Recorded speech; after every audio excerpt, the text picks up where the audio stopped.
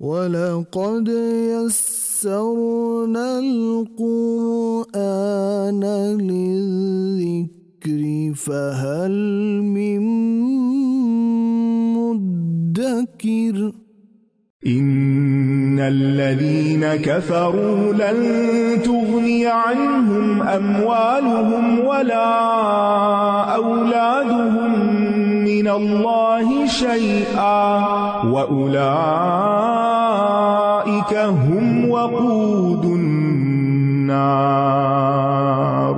كدأب آل فرعون والذين من قبلهم كذبوا بآياتنا فأخذهم الله بذنوبهم والله شديد العقاب قل للذين كفروا ستغلبون وتحشرون إلى جهنم وبئس المهاد قد كان لكم آية في فئتين التقتا فئة تقاتل في سبيل الله وأخرى كافرة يرونهم مثليهم رأي العين والله يؤيد بنصره من يشاء إن في ذلك لعبرة لأولي الأبصار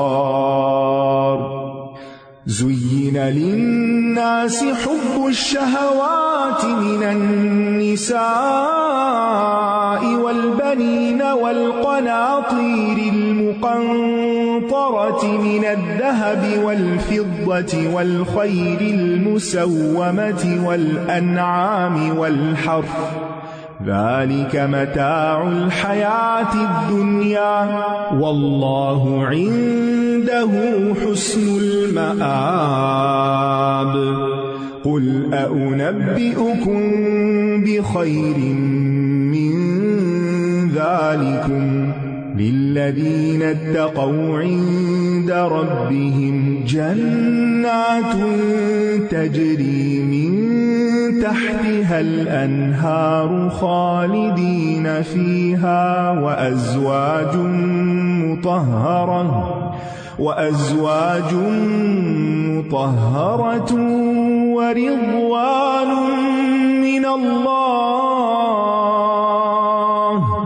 والله بصير بالعباد الذين يقولون ربنا إننا آمنا فاغفر لنا ذنوبنا وقنا عذاب النار الصابرين والصادقين والقانتين والمنفقين والمستغفرين بالأسحار شهد الله أنه لا إله إلا هو والملائكة وأولو العلم قائما بالقسط لا إله إلا هو العزيز الحكيم إن الدين عند الله الإسلام وما اختلف الذين أوتوا الكتاب إلا من بعد ما جاءهم العلم بغيا بينهم ومن يكفر بآيات الله فإن الله سريع الحساب فإن حاجوك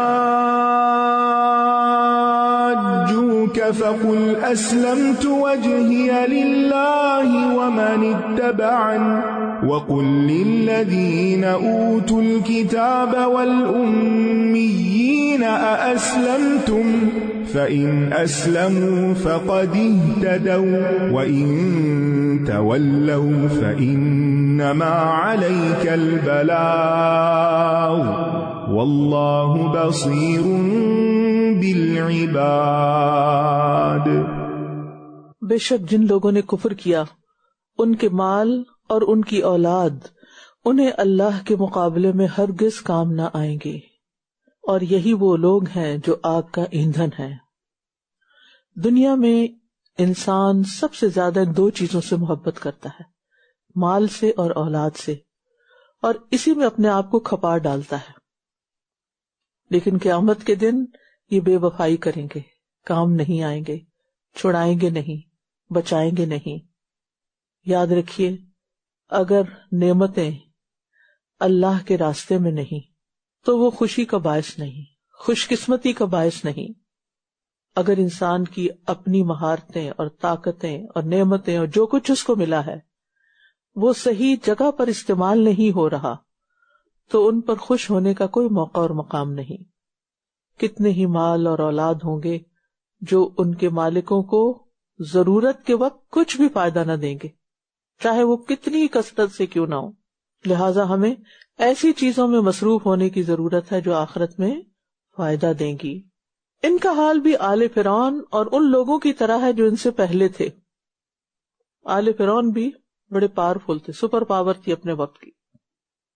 ان سب نے ہماری آیات کو جھٹلایا تو اللہ نے ان کے گناہوں کی وجہ سے انہیں پکڑ لیا، اور اللہ سخت سزا دینے والا ہے، یعنی دنیا میں ان کو نمونہ عبرت بنا دیا۔ ایسی تاریخ میں ہمارے لیے سبق ہے کہ دنیاوی مادی ترقی کے باوجود وہ زوال سے نہ بچ سکے، وہ اپنے آپ کو نہ بچا سکے، ان کے باغات اور محلات اور ان کے لشکر ان کے کسی کام نہ آئے۔ جب دنیا میں کام نہیں آئے تو آخرت میں کہاں کام آئیں گے؟ تو یاد رکھیے، اللہ کی نافرمانی دنیا اور آخرت میں مشکلات کی طرف لے جاتی ہیں۔ فَأَخَذَهُمُ اللَّهُ بِذُنُوبِهِمْ، اللہ گناہوں پر پکڑتا ہے تو اس کی پکڑ سے ڈرنا چاہیے۔ آپ کفر کرنے والوں سے کہہ دیجئے کہ ان قریب تم بھی مغلوب کیے جاؤ گے، یعنی جو نبی صلی اللہ علیہ وسلم پر ایمان نہیں لا رہے تھے اور آپ کی مخالفت کر رہے تھے، ان کو دھمکی دی جا رہی ہے کہ تم بھی مغلوب ہو جاؤ گے اور جہنم کی طرف اکٹھے کیے جاؤ گے، اور وہ بہت برا ٹھکانہ ہے۔ یقیناً تمہارے لیے ان دو گروہوں میں جو بدر کے دن آمنے سامنے ہوئے عبرت کی ایک نشانی ہے۔ ایک گروہ اللہ کے راستے میں لڑ رہا تھا جبکہ دوسرا گروہ کافر تھا، وہ انہیں اپنی آنکھوں سے اپنے سے دگنا دیکھ رہے تھے، اور اللہ اپنی مدد کے ساتھ تائید کرتا ہے جس کی چاہتا ہے۔ بے شک اس میں اہل بصیرت کے لیے بھرپور عبرت ہے، یعنی یہ یاد رہے کہ اللہ کی مدد صرف اصحاب بدر کے لیے نہیں تھی، اللہ نے اس سے پہلے بھی ایمان والوں کی مدد کی اور بعد میں بھی کی اور آئندہ بھی کرتا رہے گا۔ شرط کیا ہے کہ انسان پورے اخلاص کے ساتھ اللہ کی عبادت کرے، اس کی اطاعت کرے اور اسی پر بھروسہ رکھے۔ وہ کسی شاعر نے کہا تھا نا، فضائے بدر پیدا کر فرشتے تیری نصرت کو اتر سکتے ہیں گردوں سے، قطار اندر قطار اب بھی۔ یعنی آج بھی اگر تمہارے اندر ویسا ایمان پیدا ہو جائے تو اللہ کی مدد ضرور آئے گی۔ پھر فرمایا لوگوں کے لیے نفسانی خواہشات کی محبت مزین کر دی گئی ہے، جیسے عورتیں اور بیٹے اور سونے اور چاندی کے جمع کیے گئے خزانے اور نشان زدہ گھوڑے اور مویشی جانور اور کھیتیاں، یہ دنیا کی زندگی کا سامان ہے، اور اللہ ہی ہے جس کے پاس اچھا ٹھکانہ ہے۔ یہ جتنی بھی چیزیں ہیں جن میں انسان کے لیے بہت اٹریکشن ہے، یہ سب چیزیں انسان کے لیے امتحان کے پرچے ہیں، آزمائش ہیں۔ ان چیزوں کی محبت فطری طور پر انسان کے دل کے اندر رکھ دی گئی ہے، اسی لیے انسان ان چیزوں کی طرف اٹریکشن محسوس کرتا ہے۔ امتحان کیا ہے کہ ان چیزوں کی محبت میں پھنس کر اللہ اور اس کے دین سے غافل نہیں ہونا، یعنی ان چیزوں کو انجوائے کرو لیکن اللہ سے غافل ہو کر نہیں، اللہ کو بھلا کر نہیں، اللہ کو پیچھے ڈال کر نہیں۔ اور دوسری کیا کہ ان چیزوں کی وجہ سے کسی غرور یا تکبر میں مبتلا نہ ہو، ان کو فخر کا ذریعہ نہ بناؤ، ان کو پا کر دوسروں کو حقیر نہ سمجھو، خواہشات کی پیروی نہ کرو کہ صرف انہی میں کھو جاؤ، کیونکہ جس پر شہوات کی پیروی، خواہشات کی پیروی غالب آ جاتی ہے، اس پر توفیق کے دروازے بند ہو جاتے ہیں، پھر اس کو نیک کاموں کے کرنے کی توفیق نہیں رہتی۔ تو ہمیں دعا بھی کرنی چاہیے کہ اللہ ہمارا دل دنیا کی لذتوں سے وابستہ نہ ہو، ان کے پیچھے نہ لگے، ان کو اللہ کی نعمت سمجھ کر ان کے ذریعے آخرت بنانے کا کام لیا جائے، یعنی انہی نعمتوں کو اس طرح استعمال کیا جائے کہ اس کا فائدہ ہمیں آخرت میں ہو، کیونکہ دنیا کی بڑی سے بڑی رونق اور بڑی سے بڑی زینت سب کچھ زائل ہونے والا ہے، زوال پذیر ہے، ہمارے ہاتھ سے نکل جانے والا ہے، ہمیں صرف وہی کام آئے گا جو ہم نے آگے جمع کرا دیا۔ کہہ دیجئے کیا میں تمہیں اس سے بہتر چیز کی خبر نہ دوں؟ جن لوگوں نے تقوی اختیار کیا ان کے لیے ان کے رب کے پاس باغات ہیں جن کے نیچے نہریں بہ رہی ہیں، جن میں وہ ہمیشہ رہنے والے ہیں، اور ان کے لیے پاکیزہ بیویاں اور اللہ کی طرف سے رضامندی ہے، اور اللہ بندوں کو خوب دیکھنے والا ہے۔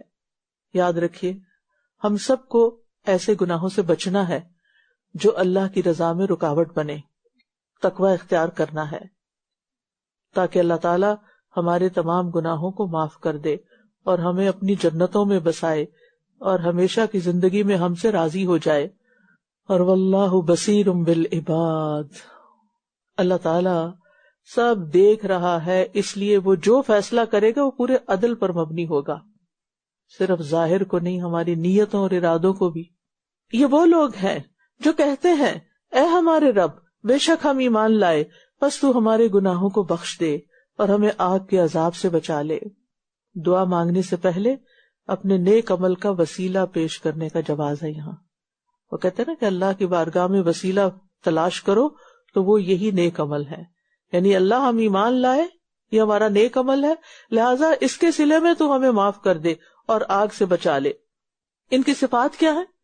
فرمایا جو صبر کرنے والے اور سچ بولنے والے اور اطاعت کرنے والے اور اللہ کی راہ میں خرچ کرنے والے اور سحری کے اوقات میں استغفار کرنے والے ہیں، یہ ہیں ان کی خوبیاں۔ یعنی ایمان صرف دعوے کا نام نہیں کہ ہم اللہ کو مانتے ہیں، بلکہ ایمان لانے کے بعد جو ہم پر ذمہ داریاں عائد ہوتی ہیں ان کو نبھانا بھی ایمان کا حصہ ہے۔ لہذا کچھ کام کرنے کے ہیں اور کچھ رک جانے کے ہیں، کیونکہ انسان جب اپنے نفس کو اس کی پسندیدہ چیز سے روک لیتا ہے، اسی کا نام صبر ہے، اور یہ بھی عبادت ہے۔ پھر سحری کے وقت استغفار کرنا زیادہ افضل ہے، ورنہ دن بھر بھی کر سکتے ہیں آپ۔ اللہ کے نیک بندے رات کی آخری گھڑیوں میں عبادت کرتے ہوئے معافی مانگتے ہیں، عبادت پر مغرور ہونے کی بجائے اپنی کوتاہیوں پر استغفار کرتے ہیں۔ وہ جن کو تہجد نصیب ہو جائے وہ اس پر اتراتے نہیں، بلکہ تہجد کے وقت بھی معافی مانگتے رہتے ہیں۔ اگر کسی وجہ سے اٹھ کر نماز نہ بھی پڑھ سکے اور آنکھ کھل جائے تو لیٹے لیٹے بھی استغفار کرتے رہیں، کیونکہ اس وقت استغفار کرنے کی فضیلت ہے۔ اور دوسری طرف اللہ کے راستے پہ چلتے ہوئے اگر دنیا کی نعمتوں میں سے کچھ کمی ہو جائے تو اس پر غمزدہ ہونے کی ضرورت نہیں۔ صابرین اللہ کو پسند ہے، صادقین اللہ کو پسند ہے۔ اور صبر کیا ہے؟ اللہ کی خاطر بعض لذتوں کو چھوڑ دینا، میٹھی نیند قربان کر دینا، ایسے وقت میں وضو کر لینا جب نفس پر بڑا بھاری ہو، یہ سب چیزیں صبر سے تعلق رکھتی ہیں۔ فرمایا اللہ نے گواہی دی کہ اس کے سوا کوئی معبود نہیں، اور فرشتوں اور اہل علم نے بھی، اور یہ کہ وہ انصاف پر قائم ہے، اس کے سوا کوئی معبود نہیں، بہت زبردست، خوب حکمت والا ہے۔ یعنی اللہ تعالیٰ نے خود اس بات کی گواہی دی ہے کہ اس کے سوا کوئی معبود برحق نہیں، اور اللہ کی گواہی سب سے سچی گواہی ہے، اور فرشتے بھی یہی گواہی دیتے ہیں۔ اور سبحان اللہ، اللہ تعالیٰ نے اپنے ساتھ فرشتوں کے ساتھ اہل علم کا بھی ذکر کیا ہے۔ اس سے پتہ چلتا ہے کہ علم والوں کا کیا درجہ اور مقام ہے، اور ہمیں مال و دولت اور دنیا کی باقی چیزوں और अट्रैक्शंस की तरफ भागने से ज्यादा इल्म की मजालिस की तरफ दौड़ना चाहिए। बेशक अल्लाह के नजदीक दीन तो इस्लाम ही है, और अहले किताब ने इल्म आ जाने के बाद महज बाहमी जिद की बिना पे इख्तिलाफ किया, ईगो। और जो अल्लाह की आयात का इनकार करे तो यकीनन अल्लाह जल्द हिसाब लेने वाला है। तो बात यह है कि जो शख्स रसूलुल्लाह सल्लल्लाहु अलैहि वसल्लम के तरीके के मुताबिक अपना अमल और अकीदा दुरुस्त नहीं करता, उसका दीन अल्लाह के यहाँ मोतबर नहीं। इसलिए इल्म आने के बाद उसी के मुताबिक अपने अमल को सामने रखना है और फिरकाबाजी से बचना है, बिला वजह के इख्तिलाफात से बचना है, दीन में झगड़ों से बचना है, और अपने नुक्ता नजर पर जमने के लिए किसी अना का शिकार नहीं होना। अगर उससे बेहतर कोई चीज सामने आ जाए तो अपनी राय छोड़कर उसको इख्तियार कर लेना, खास तौर पर कुरान और सुन्नत। अगर वहां से दलील आ जाए तो अपनी अकल को पीछे छोड़ दें। फरमाया फिर अगर ये आपसे झगड़ा करें तो आप कह दीजिए कि मैंने अपना चेहरा अल्लाह के सुपुर्द कर, यानी बहस ना करें। और उसमें भी जिसने मेरी पैरवी की, तो सुन्नत क्या है कि झगड़ों के वक्त सलाम करके अपना रुख अल्लाह की तरफ कर लें। और अहले किताब और उम्मी यानी अनपढ़ लोगों से पूछिए, मुराद है अरब लोग, क्या तुम इस्लाम लाते हो? फिर अगर वो इस्लाम ले आए तो यकीनन वो हिदायत पा गए, और अगर वो मुंह मोड़ जाएं तो बेशक आपके जिम्मा सिर्फ पहुंचा देना है, और अल्लाह बंदों को खूब देखने वाला है। इन्नल्लज़ीना यकफुरून बिआयातिल्लाहि व यक़्तुलूना अन्नबिय्यीना बिग़ैरि हक़्क़िन व यक़्तुलूना अल्लज़ीना यअमुरूना बिलक़िस्ति मिनन नासि फबश्शिरहुम बिअज़ाबिन अलीम।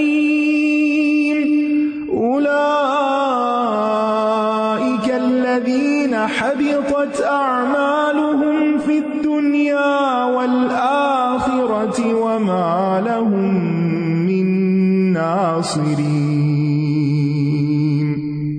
ألم تر إلى الذين أوتوا نصيبا من الكتاب يدعون إلى كتاب الله ليحكم بينهم ثم يتولى فريق منهم وهم معرضون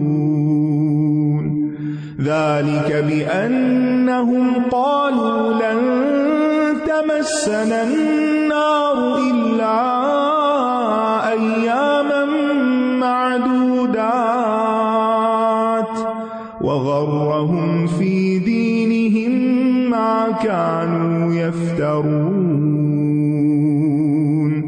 فكيف إذا جمعناهم ليوم لا ريب فيه ووفيت كل نفس ما كسبت وهم لا يظلمون قل اللهم مالك الملك تؤتي الملك من تشاء وتنزع الملك ممن تشاء وتعز من تشاء وتذل من تشاء بيدك الخير إنك على كل شيء قدير تولج الليل في النهار وتولج النهار في الليل وتخرج الحي من الميت وتخرج الميت من الحي وترزق من تشاء بغير حساب لا يتخذ المؤمنون الكافرين أولياء من دون المؤمنين ومن يفعل ذلك فليس من الله في شيء إلا أن تتقوا منهم تقاه ويحذركم الله نفسه وإلى الله المصير قل إن تخفوا ما في صدوركم أو تبدوه يعلمه الله ويعلم ما في السماوات وما في الأرض والله على كل شيء قدير يوم تجد كل نفس ما عملت من خير محضرا وما عملت من سوء تود لو أن بينها وبينه أمدا بعيدا ويحذركم الله نفسه والله رؤوف بالعباد.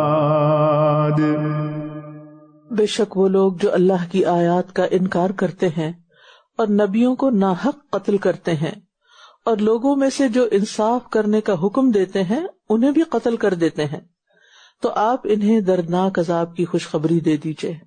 یعنی دنیا میں وہ چھپ سکتے ہیں، بھاگ سکتے ہیں، لیکن اللہ کے ہاں سخت پکڑ ہوگی. یہی وہ لوگ ہیں جن کے اعمال دنیا اور آخرت میں برباد ہو گئے اور ان کے لیے کوئی بھی مددگار نہ ہوگا.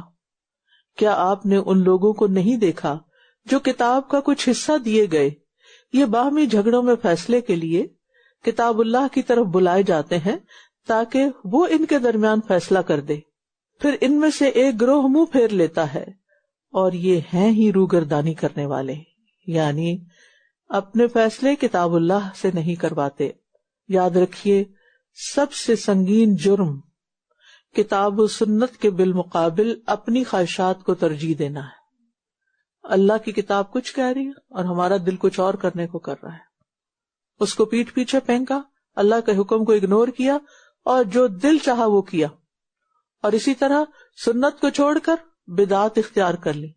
تو ہمیں یہ حق نہیں، کیونکہ دین وہ ہے جو اللہ نے بھیجا ہے، دین وہ نہیں جو ہمارا دل چاہتا کہ ہم کرتے رہیں یا اپنی عقل سے کچھ گھڑ لیں.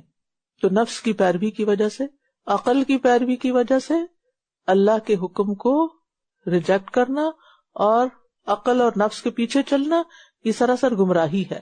یہ اس وجہ سے ہے کہ یہ کہتے ہیں کہ ہمیں گنتی کے چند دنوں کے سوا آگ ہرگز نہ چھوئے گی، اور انہیں ان کے دین کے بارے میں ان باتوں نے دھوکے میں مبتلا کر رکھا ہے جو یہ خود گھڑتے ہیں. یعنی خود ہی اپنی من پسند باتیں گھڑ لی، اپنے خیالات، اور پھر اس کو دین سمجھ لیا. تو دین پر بہتان لگانا، اس میں بدعات ایجاد کرنا، دین میں بغیر علم کے بات کرنا، یہ ان چیزوں میں سے ہے جو انسان کے دین کو بگاڑ دیتی ہیں، دین کی اصل شکل ہی بدل جاتی ہے.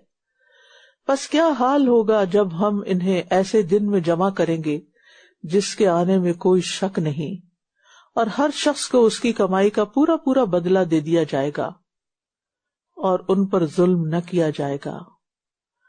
کہہ دیجئے اے اللہ ساری بادشاہت کے مالک، جسے تو چاہتا ہے بادشاہت عطا کرتا ہے اور جس سے چاہتا ہے بادشاہت چھین لیتا ہے، اور جسے تو چاہتا ہے عزت دیتا ہے اور جسے تو چاہتا ہے ذلت دیتا ہے. ساری بھلائی تیرے ہی ہاتھ میں ہے، بے شک تو ہر چیز پر پوری قدرت رکھنے والا ہے. یاد رکھیے تمام بھلائیاں، ساری خیر صرف اللہ کے ہاتھ میں ہے، لہذا اسی سے خیر مانگتے رہنا چاہیے. نیکی کے کاموں کی توفیق بھی اسی سے مانگنی چاہیے، کیونکہ جس کے لیے اللہ چاہے وہ نیکی آسان ہو جاتی ہے. اور نعمتیں ملنے پر اللہ کا حق بھی ادا کرنا چاہیے اور اس کا شکر بھی ادا کرنا چاہیے. یعنی جب اللہ تعالیٰ کوئی نعمت دے، کوئی ملک دے، کسی بھی طرح کی کوئی چیز دے، تو اس پر کیا کرے؟ فخر نہیں، غرور نہیں، اللہ کے آگے جھک جانا، اطاعت، فرما برداری. اور یہ بھی یاد رکھیں کہ رزق اور مستقبل کا خوف نہیں ہونا چاہیے، کیونکہ یہ اللہ ہی اپنی مرضی سے جس کو چاہتا ہے دیتا ہے. اگر اللہ نے آپ کے لیے کچھ لکھا ہے نا تو کوئی چھین نہیں سکتا.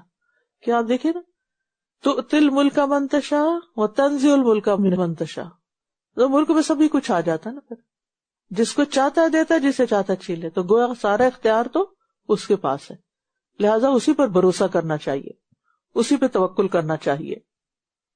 اور یہ توکل انسان کو مضبوط کر دیتا ہے. جس کا جتنا زیادہ توکل ہوتا ہے وہ انسان اتنا ہی دل کا زیادہ مضبوط ہوتا ہے کہ میرا رب ہے نا، وہ کرے گا، سب کچھ تو اس کے اختیار میں ہے، ہر چیز کا مالک تو وہ ہے، اصل بادشاہ تو وہ ہے. وہ اتنا بڑا بادشاہ ہے کہ جو رات کو دن میں اور دن کو رات میں بدل دیتا ہے، تو وہ ہمارے حالات نہیں بدل سکتا.